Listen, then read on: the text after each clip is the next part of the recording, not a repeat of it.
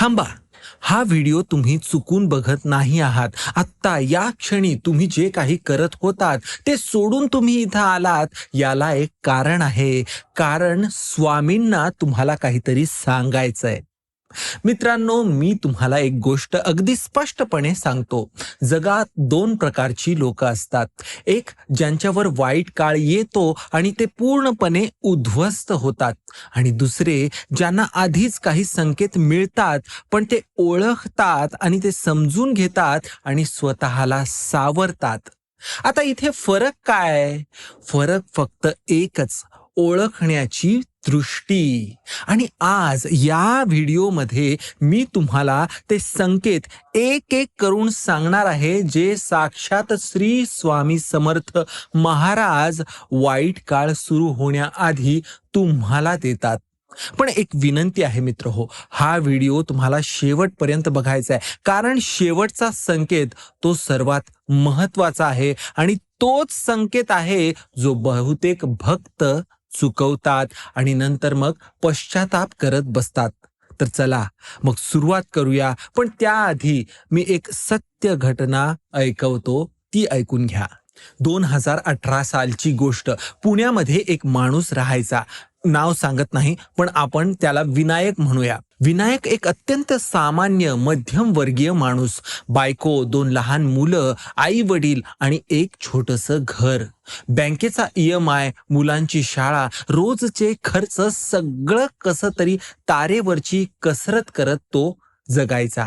पण विनायक एक गोष्ट मनापासून करायचा, स्वामी सेवा. दर गुरुवारी अक्कलकोटला तो जायचा, स्वामींच्या मठात बसायचा, डोळे मिटायचा आणि मनातल्या मनात म्हणायचा, स्वामी तुम्ही आहात, मला कसली भीती.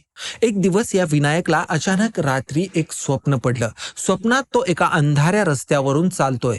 पायाखाली चिखल, आजूबाजूला काहीच दिसत नाही. तो घाबरतोय घाबरतोय, तो धावतोय धावतोय धावतोय, पण याचा जो रस्ता आहे, हा रस्ता काय संपायलाच तयार नाही. आणि मग अचानक त्याला एक आवाज ऐकू येतो, शांत, गंभीर पण अत्यंत प्रेमळ. थांब, मागे फिर. विनायक दचकून उठतो. घामाने भिजलेला हा विनायक, याचं हृदय जोरजोरात धडधडतंय. त्याने त्या स्वप्नाकडे दुर्लक्ष केलं. पुढच्या 3 महिन्यात विनायकचं सगळं कोसळायला लागलं. नोकरी गेली, बँकेने घरचा ताबा घेतला, बायकोचं ऑपरेशन करायची वेळ आली आणि एका रात्री तो एकटा रस्त्यावर बसून अक्षरशः रडत होता. तेव्हा त्याला त्या रात्री पडलेलं ते स्वप्न आठवलं. थांब, मागे फिर. स्वामींनी सांगितलं होतं ते. 3 महिने आधी सांगितलेलं होतं, पण विनायकने ते ऐकलं नाही, ते ओळखलं नाही, त्याला समजून घेतलं नाही. पण ही गोष्ट इथेच संपत नाही मित्रहो. विनायकचं पुढे काय झालं ते मी तुम्हाला या व्हिडिओच्या शेवटी सांगणार आहे, आणि विश्वास ठेवा, ती गोष्ट ऐकल्यावर तुमचे डोळे पाणावतील. पण आता सगळ्यात आधी समजून घेऊया की स्वामी संकेत का देतात आणि ते कसे देतात. आता इथे आपण पाहूया स्वामी संकेत का देतात ते. मित्रांनो, एक गोष्ट लक्षात ठेवा, स्वामी समर्थ काही सामान्य गुरु नाहीयेत. ते दत्तात्रयाचे अवतार आहेत. त्रिगुणात्मक स्वरूप, ब्रह्मा विष्णू महेश, तिघांची शक्ती एकवटलेली आहे. जेव्हा असे महान अवतारी पुरुष तुमच्या आयुष्यात येतात, तेव्हा ते फक्त भक्तीसाठी येत नाहीत, ते तुमचं आयुष्य पूर्णपणे बदलायला येत असतात. आता विचार करा, एक आई तिच्या लहान मुलाला काय सांगते, बाळा त्या विहिरीजवळ जाऊ नकोस बरं का. पण मग ते मूल ऐकतच नाही. पण मग ते आई काय करते, आई परत त्याला सांगते, अरे बाळा तिथे धोका आहे, तिथे जाऊ नको. मूल फक्त हसतं आणि पळत पळत तिकडेच जातं. मग जेव्हा मूल पडतं तेव्हा आई धावत जाते, उचलते, जखमा पुसते आणि रडते. पण जर मुलाने ऐकलं असतं तर. स्वामी समर्थ हे तुमची आई आहेत मित्रहो, तुमचे वडील आहेत, तुमचे सर्वस्व आहेत, आणि ते तुम्हाला संकेत देत असतात सतत, प्रत्येक क्षणी. पण आपण आपण काय करतो? आपण आपल्या रोजच्या जीवनात, रोजच्या धावपळीत म्हणजे कधी EMI मध्येच, तर कधी ऑफिसच्या पॉलिटिक्समध्ये, कधी WhatsAppच्या मेसेजेसमध्ये इतके गुंतलेले असतो, की स्वामींचा हा जो आवाज आहे, तो आपल्यापर्यंत पोहोचतच नाही. मग मग अशा वेळी स्वामी काय करतात? ते जोरात आवाज देतात.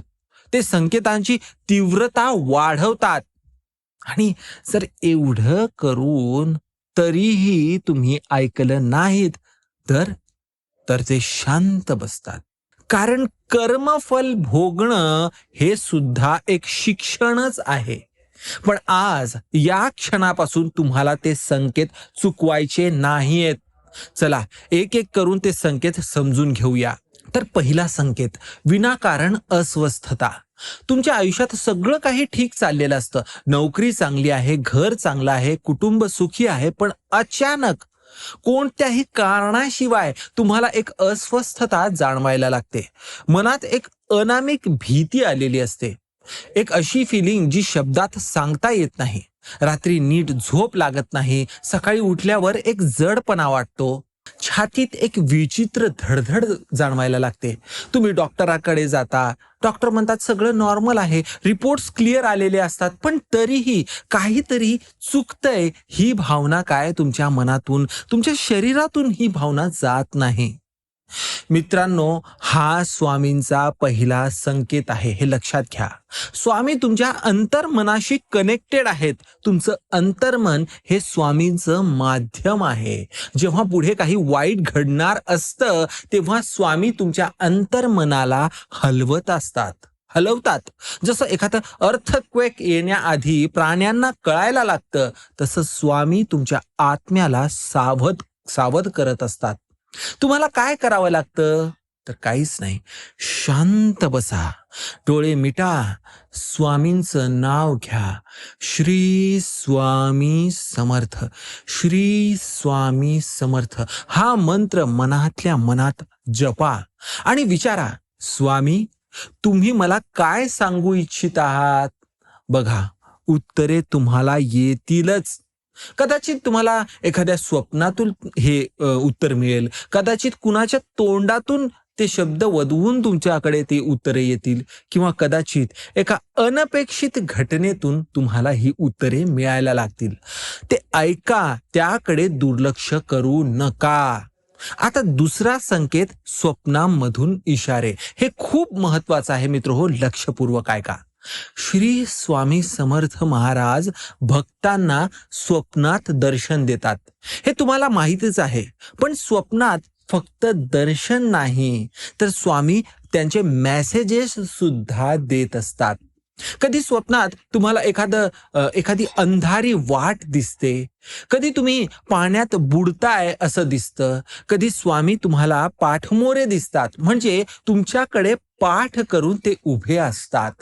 कधी स्वामींचा चेहरा गंभीर दिसतो. कधी तुमच्या घरात साप दिसतो, किंवा कधी एखादं मोठं वादळ दिसतं. तर या ज्या सगळ्या गोष्टी आहेत मित्रहो, या सिम्बॉलिक आहेत. एक अंधारी वाट म्हणजे पुढे अडचणी येणार आहेत, सावध हो. पाण्यात बुडणं म्हणजे आर्थिक संकट येऊ शकतं. स्वामी पाठमोरे दिसणं म्हणजे तुमच्या कर्मात काहीतरी चुकतंय, सुधारा. साप दिसणं म्हणजे तुमच्या आजूबाजूला कोणीतरी विश्वासघात करू शकतं, यावर लक्ष ठेवा. आणि वादळ दिसणं म्हणजे कौटुंबिक अशांतता येऊ शकते तुमच्या आयुष्यात. पण, आणि हे खूप अत्यंत महत्वाचं पण आहे, जर स्वप्नात स्वामी तुमच्याकडे बघून हसले, तुमच्या डोक्यावर हात ठेवला, किंवा तुम्हाला प्रसाद दिला असेल, तर समजून घ्या मित्रहो, स्वामी तुमच्या पाठीशी आहेत. वाईट काळ येऊ शकेल, पण तुम्ही तरुण जाल. एक भक्त मला भेटला, सातारा जिल्ह्यातला. त्याने मला सांगितलं, मला स्वामी स्वप्नात दिसले. ते माझ्या हातातलं उदी भस्म घेऊन कपाळावर लावत होते आणि म्हणत होते, असं लावले आणि म्हटले की भिऊ नकोस. त्या माणसाला पुढच्या महिन्यात कॅन्सरचं निदान झालं होतं, पण तो त्यातून बरा झाला, पूर्णपणे बरा झाला. डॉक्टर सुद्धा म्हणाले हे मेडिकल सायन्सने शक्यच नाही. स्वामींनी आधीच त्याला सांगितलेलं होतं मित्र हो, भिवू नकोस. त्यांनी ते वचन पाळलं. तिसरा संकेत, अचानक तुमच्या आयुष्यात निगेटिव्ह लोकांचं आगमन होतं. म्हणजे हे बघा, ही गोष्ट फार सटल आहे पण फार पॉवरफुल आहे. कधी कधी तुमच्या आयुष्यात अचानक असे लोक येतात, तुम्हाला सतत डिस्करेज करायला लागतात, तुमचा आत्मविश्वास खच्ची करायला लागतात, तुमच्या स्वप्नांची टिंगल करायला लागतात, तुमच्या भक्तीची देखील थट्टा करायला लागतात. अरे, स्वामींचं नाव घेऊन काय होणार आहे, जग रिअलिस्टिक नजरेने बघ, या सगळ्या अंधश्रद्धा आहेत. मित्रांनो, या लोकांना स्वामींनीच तुमच्या आयुष्यात येऊ दिलंय. पण का? कारण स्वामी तुमची परीक्षा घेतायत. वाईट काळ येण्याआधी स्वामी बघतात, माझा भक्त किती मजबूत आहे, तो दुसऱ्यांच्या बोलण्याने डगमगतो का, की तो माझ्यावर विश्वास ठेवतो. जर तुम्ही या निगेटिव्ह लोकांमुळे स्वामींपासून दूर गेलात तर तुम्ही परीक्षेत नापास झालात आणि मग जो वाईट काळ येतो त्यात मात्र तुम्ही एकटे पडतात. पण जर तुम्ही म्हणालात, स्वामी माझ्या बरोबर आहेत, तुम्ही काहीही बोला पण माझा विश्वास अढळ आहे, असं जर तुम्ही बोललात ना, तर काय होईल माहितीये का, तर स्वामी त्या वाईट काळातून इतक्या सहजपणे तुम्हाला बाहेर काढतात की तुम्हालाच आश्चर्य वाटतं. आणि ऐका, त्या ज्या निगेटिव्ह लोक आहेत ना, त्या निगेटिव्ह लोकांना दोषही देऊ नका, कारण ते सुद्धा स्वामींचं एक साधन आहे. स्वामी त्यांच्या माध्यमातून तुम्हाला स्ट्रॉंग बनवतायत. डायमंड, हिरा जो असतो तो कसा बनतो, प्रचंड दबावाने आणि ताप सहन करून तो डायमंड इतका मजबूत झालेला असतो. तुम्ही देखील स्वामींचा एक हिरा आहात. तुम्हाला चमकायचंय तर थोडा दाब तुम्हाला सहन करावाच लागेल. आता चौथा संकेत, अचानक पैशांची टंचाई. हे ऐका, कारण हे बहुतेक सगळ्यांनाच रिलेट होईल. तुमचं सगळं छान चाललेलं असतं, पगार वेळेवर येते, खर्च भागतायत, थोडी बचत सुद्धा होतंय आणि अचानक एका महिन्यात सगळं काही बिघडतं. अचानक तुमची गाडीच बिघडते, खर्च आला. घरात काहीतरी तुटतं, मौल्यवान वस्तू, खर्च आला. कुणाचं तरी आजार पण येऊ शकतं, खर्च आला. मुलांच्या शाळेची जी एक्स्ट्रा फीस असते, त्या एक्स्ट्रा फीसचा जो खर्च असतो तो देखील खर्च आला. आणि मग तुम्ही विचार करता की हे सगळं एकदम असं का? तर मित्र हो, हा देखील स्वामींचा एक संकेत आहे. स्वामी तुम्हाला सांगतायत, बाळा, आर्थिक शिस्त लाव, अनावश्यक खर्च कमी कर, पुढे मोठं संकट येऊ शकतं, आत्ता सावध हो. मित्रांनो, हा स्वामींची कृपा असल्याचा संकेत आहे. पण पैशांचा मोह हा तुम्हाला स्वामींपासून दूर नेतोय. मग जेव्हा स्वामी तुमच्या आर्थिक परिस्थितीला हलवून सोडतात, तेव्हा ते तुम्हाला शिकवायला लागतात की पैशांवर जास्त विश्वास ठेवू नकोस, माझ्याकडे परत ये. आता इथे एक गोष्ट सांगतो मित्र हो, अक्कलकोटला एक व्यापारी यायचा, करोडोंचा धंदा होता. पण स्वामींच्या मठात यायचा तेव्हा सगळ्यात जास्त दान तो तिथे द्यायचा. लोक म्हणायचे, वा वा, खूप धार्मिक आहे हा. पण स्वामींना माहिती होतं, हा इथे दिखाव्यासाठी दान करतोय. मनातून त्याला तो पैशालाच भगवान मानायचा. एका वर्षात त्याचा धंदा पूर्ण बुडाला, सगळं काही गेलं आणि मग तो खरोखरच स्वामींच्या पायाशी आला, रिकाम्या हातानं, रिकाम्या मनानं. आणि आणि म्हणाला की बाबा, स्वामी स्वामी आता मला तुम्हीच आहात, फक्त माझ्या आयुष्यात काहीच उरलं नाही हो, असं तो म्हणू लागला. आणि स्वामींनी त्याला सगळं परत दिलं, जे काही होतं त्यापेक्षा दुप्पट दिलं. पण यावेळी त्या माणसाचा अहंकार निघून गेला होता. तो खरा भक्त बनला, आधी तो तसा भक्त नव्हता. तुमच्या बाबतीतही असं होऊ देऊ नका. जर आर्थिक अडचणी जर येत असतील तर स्वामींचं अभय हस्त चित्र घरात ठेवा. रोज सकाळी उठून स्वामींना तिथे सांगा, तुम्ही माझे सर्वस्व आहात. आणि बघा परिस्थिती कशी बदलायला लागते. 5वा संकेत, अचानक शारीरिक त्रास सुरू होणं. डोकेदुखी, सतत थकवा, पाठदुखी, अचानक ताप, भूक मंदावणं, झोपच न लागणं. आता मी हे सांगतोय म्हणजे डॉक्टराकडे जाऊच नका असं मुळीच नाही मित्रहो. आरोग्याची आधी काळजी घ्या, डॉक्टरांचा सल्ला घ्या, औषधं घ्या. पण तुम्ही हे सगळं केलंय आणि हे सगळं करून सुद्धा तुम्हाला बरंच वाटत नाही. जर मेडिकल रिपोर्ट्समध्ये काही इश्यू दिसतच नाही, सगळं काही नॉर्मल आहे, तुम्हाला काहीच आजार झालेला नाही असं मेडिकल सांगतंय, पण तरीही तुमचं शरीर जर साथ देत नसेल, तर समजून जा की हा देखील स्वामींचा एक संकेत आहे.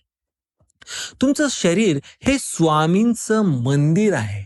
जेव्हा या मंदिराला काही त्रास होतो, तेव्हा स्वामी सांगतायत की तू स्वतःची काळजी घेत नाहीयेस, तू माझ्या मंदिराची हेळसांड करतोयस. कदाचित तुम्ही जास्त ताणतणावच घेत असाल, कदाचित तुम्ही स्वतःच्या शरीराकडे निग्लेक्ट करताय, कदाचित तुमच्या मनात इतकी नकारात्मकता साठलीये की ती आता तुमच्या शरीरावर परिणाम करते. तेव्हा इथे स्वामींचं नाव घ्या, उदी लावा, पण त्यासोबतच स्वतःची काळजी घ्या. चांगलं अन्न खा, व्यायाम करा, मनाला शांत ठेवा, कारण स्वामींना निरोगी भक्त हवे आहेत. स्वामींना तुम्ही सुखी, आरोग्यदायी, आनंदी असल्याचं बघायचं आहे मित्र हो. आता 6वा संकेत, हे खूप पेनफुल आहे, पण ऐका. कधी कधी अचानक तुमच्या आणि तुमच्या जोडीदारामध्ये भांडणं सुरू होतात. कारण काहीच नसतं, पण वाद होतात, चिडचिड होते, एकमेकांचं बोलणं ऐकवत सुद्धा नाही. लहान लहान गोष्टीवरून मोठमोठे वाद व्हायला लागतात, किंवा तुमचा सर्वात जवळचा जिवलग मित्र अचानक तुमच्यापासून दुरावतो. कुटुंबातल्या लोकांशी ताण वाढतो. ऑफिसमध्ये कलिग्स असतील तर त्या कलिग्सशी देखील तुमचे इश्यूज वाढायला लागतात. मित्रांनो, हा स्वामींचा अत्यंत महत्वाचा संकेत आहे. इथे स्वामी सांगतायत तुझ्या आजूबाजूच्या नात्यांची परीक्षा होते. कोण तुझ्या सोबत राहतं आणि कोण तुला सोडून जातं ते आता इथे बघ, कारण पुढे जो काळ येतोय तेव्हा तुला खऱ्या लोकांची गरज लागेल. स्वामी तुम्हाला फिल्टरिंग करतायत, म्हणजे ते तुमच्या आयुष्यातून नकली लोक जे आहेत, जे खोटारडी लोक आहेत, त्यांना बाहेर काढतायत. हे प्रोसेस तुम्हाला दुखवणार आहे, हो दुखवणार आहे, पण हे आवश्यक आहे. एक बहीण भाऊ होते, खूप जवळचे, पण अचानक प्रॉपर्टीच्या वादामुळे त्यांचं बोलणं बंद झालं. भावाने बहिणीवर केस टाकला. बहीण रोज स्वामींच्या तसबिरी समोर, फोटो समोर बसून रडायची. 2 वर्षांनी भावाला खूप मोठा आजार झाला. बहीण सगळं काही विसरून धावत गेली, सेवा केली, भाऊ बरा झाला. दोघं एकमेकांना भेटून ढसाढसा रडले. स्वामींनी त्यांना 2 वर्ष वेगळं का ठेवलं हो? का? कारण त्या दोघांना एकमेकांची खरी किंमत कळायला हवी होती म्हणून. कधी कधी स्वामी तोडतात जोडण्यासाठी. आता 7वा संकेत, अचानक स्वामींच्या मूर्तीकडे, फोटोकडे, मंदिराकडे प्रचंड ओढ वाटणं. हे पॉझिटिव्ह संकेत आहे, पण हे सुद्धा वाईट काळाशी जोडलेलं आहे. कधी कधी तुम्हाला अचानक वाटतं अक्कलकोटला जायला हवं. कुणी सांगत नाही, काही कारण नसतं, पण एक जबरदस्त ओढ लागलेली असते. किंवा तुम्ही घरातल्या स्वामींच्या फोटोकडे बघता आणि डोळ्यातून अश्रू यायला लागतात, भावना अनावर व्हायला लागतात, गहिवर येतं, मन भरून यायला लागतं. हे तुम्हाला स्वामी तुम्हाला बोलवतायत, जवळ बोलवतायत याचं संकेत आहेत. ते म्हणतायत, बाळा ये माझ्या जवळ, माझ्या जवळ ये, पुढे काहीतरी आहे ज्यासाठी तुला माझी गरज लागणार आहे. त्यामुळे आत्ताच ये, आत्ताच माझ्या पायाशी बस, आत्ताच माझं नाम घे, कारण या नामातच तुझी ढाल आहे. मित्रांनो, जर तुम्हाला असं वाटत असेल की अचानक स्वामींकडे जावं, तर उशीर करू नका, आत्ताच जा. अक्कलकोटला जा, मठात बसा, त्या वटवृक्षाखाली बसा, पादुकांचं दर्शन घ्या, उदी लावा आणि सांगा, स्वामी मी आलोय, आता तुम्हीच सगळं सांभाळा. बस इतकंच. बाकीचं सगळं स्वामी करतील. आता 8वा संकेत, एका मागून एक अपशकुनी घटना म्हणजे गाडीचा अपघात थोडक्यात वाचवलात. घरातलं भांड अचानक फुटतं, कावळा किंवा कुत्रा सतत तुमच्या दाराशी येऊन रडतोय, तेलाचा दिवा विझतो, मांजर वाट ओलांडते, आरशाला तडा जातो. आता मी अंधश्रद्धेचं समर्थन मुळीच करत नाही मित्र हो, पण स्वामी भक्तांच्या आयुष्यात जे काही संकेत देतात ना, ते कधी कधी अशा सटल गोष्टीमधून देत असतात. जर एकाच आठवड्यात तुम्हाला सतत अशा निगेटिव्ह घटना जास्त दिसायला लागत असतील, तर हा योगायोग नाहीये, हे स्वामींचं अलार्म आहे, हे लक्षात घ्या. पण घाबरू नका, भिवू नका. स्वामी तुम्हाला सांगतायत की सावध हो, जपून राहा, माझं नाम सोडू नको. मग तुम्हाला प्रश्न पडेल की बाबा अशा वेळी आम्ही काय करावं? तर गुरुवारी उपवास करा, स्वामींच्या मूर्तीसमोर तुपाचा दिवा लावा, 11 वेळा श्री स्वामी समर्थ जप करा, उदी कपाळाला लावा आणि सगळ्यात महत्वाचं, मनात कोणाबद्दलही राग, द्वेष किंवा मत्सर, जलसी अशी भावना ठेवू नका. मनाला निर्मळ करा, कारण स्वामी म्हणतात, शुद्ध मन हेच माझं खरं मंदिर. आता 9वा संकेत, अचानक एखादी अनोळखी व्यक्ती तुम्हाला मदत करणं. हा संकेत खूप विशेष आहे. कधी कधी तुम्ही अडचणीत असता आणि अचानक कुणीतरी अनोळखी व्यक्ती तुम्हाला मदत करते. रस्त्यावर कुणीतरी दिशा दाखवतं किंवा कुणी बसमध्ये जागा देतं, कुणी अचानक तुम्हाला एखादा सल्ला देतो जो तुमचं आयुष्य बदलतो. ती व्यक्ती कोण आहे हो, तुम्हाला माहिती आहे का? मित्रांनो, स्वामी समर्थ कोणत्याही रूपात येऊ शकतात. ते भिकारी बनूनही येऊ शकतात, म्हातारा बनूनही येऊ शकतात, एखादं लहान मूल बनूनही ते येऊ शकतात, एक अनोळखी प्रवासी बनून ते कधी कधी येतात. अक्कलकोटमध्ये एक प्रसिद्ध कथा आहे. स्वामी समर्थांनी एका भक्ताची परीक्षा घेतली होती. ते एका भिकाऱ्याच्या रूपात त्याच्या दारात आले होते. भक्ताने त्यांना अन्न दिलं. त्या भिकाऱ्याने सांगितलं, उद्या तुझ्या दुकानात जाऊ नकोस. भक्ताने तसं ऐकलं आणि दुसऱ्या दिवशी तो दुकानाला गेला नाही. दुसऱ्या दिवशी त्याच्या दुकानाला आग लागली, पण भक्त मात्र सुरक्षित होता. मित्र हो, तो भिकारी कोण होता हो? स्वामी स्वतः होते. स्वामी सगळीकडे आहेत, प्रत्येक जीवात आहेत. जर कुणी अनोळखी व्यक्ती तुम्हाला विनाकारण मदत करत असेल, तर ते स्वामींचं माध्यम आहे. त्यांचं ऐका, त्यांना आदर द्या, कारण कदाचित ती स्वामींचीच लीला असेल.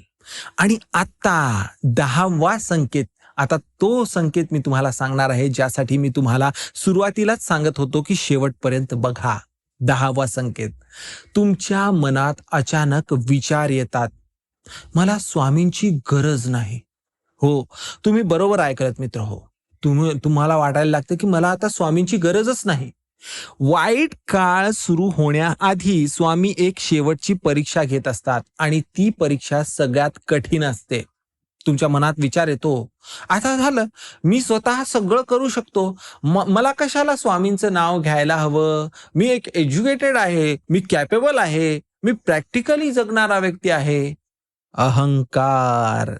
अहंकार हा स्वामींचा सगळ्यात मोठा शत्रू आहे मित्र हो. आणि अहंकार जेव्हा भक्ताच्या मनात प्रवेश करतो, तेव्हा स्वामी बाजूला होतात.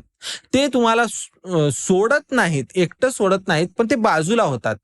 ते तुमच्याकडे बघतात की बाबा माझा भक्त स्वतःहून माझ्याकडे परत येतो का, असं ते विचारत असतात. आणि जर तुम्ही अहंकाराला वश झालात, जर तुम्ही स्वामींना विसरलात, तर जो वाईट काळ येतो ना, तो तुम्हाला गुडघ्यावर आणतो. पण आणि हेच स्वामींचं ग्रेटनेस आहे, जेव्हा तुम्ही गुडघ्यावर येता, डोळ्यातून अश्रू येतात आणि तुम्ही मनापासून म्हणता, स्वामी मी चुकलो, मला माफ करा, मला परत स्वीकारा, त्या क्षणी स्वामी तुमच्या शेजारीच असतात.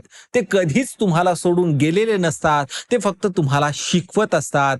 कारण स्वामी काय म्हणतात, भिवू नकोस, मी तुझ्या पाठीशी आहे. आता विनायकची गोष्ट पूर्ण करतो. विनायक तो माणूस जो सगळं हरवून रस्त्यावर बसला होता. त्या रात्री रस्त्यावर बसून तो रडत होता.